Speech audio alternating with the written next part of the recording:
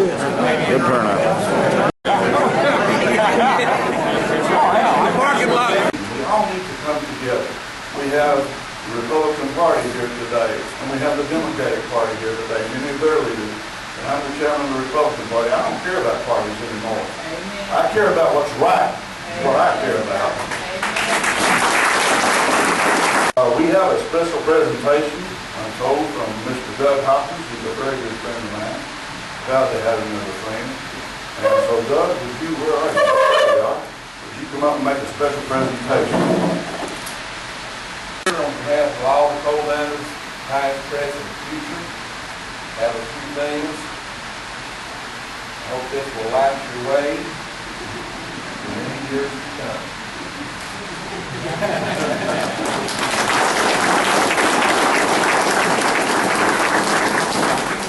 Put that on your desk or token.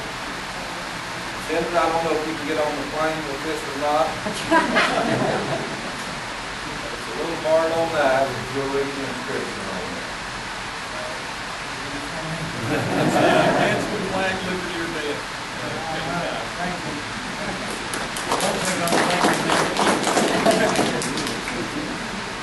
And you can kind of play.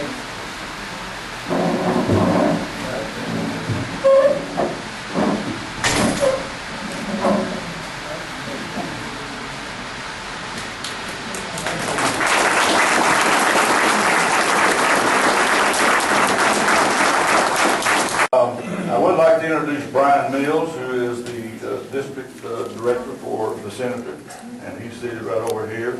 I think he hails from Laurel County, am I correct? And of course now I have the honor and privilege to introduce our special guest today. Dr. Rand Paul is the junior senator, United States Senator for the Commonwealth of Kentucky. He was elected in 2010. Rand has been married for over 20 years to Kelly Ashby of Russellville, that's out in Warren County, Kentucky, and they have 3 sons. He is the son of former Republican Congressman and presidential candidate Ron Paul of the great state of Texas. And with great honor, I introduce to you Senator Rand Paul.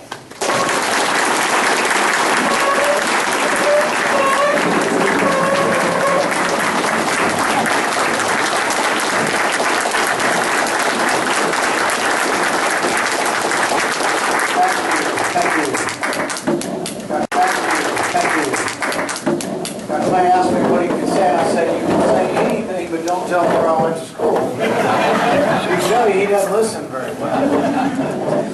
But the real reason I'm here is that I want to thank you from Warren County for Clay County. Why? Because we didn't have any Republicans in Clay County till y'all sent Ray White to us. And Ray White became a state senator back in the 70s as a Republican. I think he was the first Republican we ever elected. And y'all have always had a lot of Republicans in Clay County. We want to thank y'all for sending him over to visit. So I'm telling him, first I talked to James and he said, it's my cousin. Then I looked over at Clay, I said, you ever heard of Ray White? He said, that's my cousin. I said, who isn't your cousin? So anyway, you know your cousin down here. And also know the other connection to Washington from Clay County is James Martin. Y'all know him as Jimmy Martin. He's I don't know how old is he? He's probably 65, 70. Yeah, but he is in charge of a group in Washington called Seniors Plus, and it represents senior citizens from a conservative point of view. So you can be happy you sent him off to Washington. He's doing a great job also. I get to travel some. I traveled not too long ago, though, and we were in New York City, and we came upon the Federal Reserve. And the roads were blocked, the police were everywhere, and we said, well, what happened? And they said, well, the Federal Reserve has been robbed. I said, really? And they said, yeah, but don't worry. They got the big safe open. The 2 robbers were standing there, but they were perplexed. They didn't know what to do with minus $16 trillion. I stole that joke from Jimmy Kimmel. I pay my kids $10 for good jokes. So if anybody has good jokes, I need them because I use the same ones over and over. And I've heard North Korea has been rattling their sabers and threatening to launch missiles against America. But you heard the president sent them the sequester. And the guy's like, damn right, they deserve it. We should have it. They deserve that sequester. The bottom line is the sequester is a slowdown in the rate of growth. But realize your entire government is $1 trillion short of money every year. We're borrowing $30,000 a second. So when you say, well, gosh, we don't like the fact that we're getting less government money to this agency, realize that we borrow so much money, $30,000 a second, that there aren't consequences. There are ramifications to borrowing so much money. A $17 trillion debt is dragging us down as a country. Some economists say it's costing us 1 million jobs a year. Also look at it this way. Money's got to come from somewhere. So it's either printed up or borrowed from China, or it comes to you, not by giving you something, but by getting government out of your way so you can hire more people.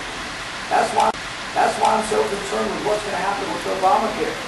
I tell people the problem we have in Washington, I call it the dinosaur syndrome. Small brains and big hearts. It's not that the president's a bad person. It's not that the people who want everybody to have health insurance, it's a noble goal. There are people who get pre-existing conditions that can't get insurance. There are people who spend $3,000 a month on medicine that can't afford it. We should try to help those people. The problem is, it's kind of the seen and the unseen. It happens even in minimum wage. We all say, well, it's unfair to work for $7 an hour. Well, nobody wants to. Why don't we make it $20 an hour? Why don't you make the minimum wage $20 an hour? But what would happen? We all know what would happen. It would be unemployment. If you can hire 30 people at $10 an hour, you can hire 10 people at $20 an hour. So the wage has to be developed by the marketplace. But decisions should be made by business people. With the sequester, what was the president's response? He said, with the sequester, planes are going to fly into each other because we're going to fire the air traffic. Your meat's going to be rancid because there'll be no meat inspectors. It's like, what is he talking about? He cut off the tours to the White House. Why? The same day he cut off tours to the White House, he announced that he was sending more money to Egypt. We've got $1.5 billion to send to Egypt every year. We send over $1 billion to Pakistan each year. We've got roads in Kentucky that can be fixed. We got bridges in Kentucky that can be fixed, and you're sending billions of dollars overseas. So I forced them to have a vote last week, and I was squashed. I lost 86-13, and they said, oh, I was rebuked by the Senate. Well, let's take a poll here. Raise your hand if you think we should be keeping more money at home and sending less money to Egypt. That's the message you need to send your representative, because we don't have money to do everything. We are short of money.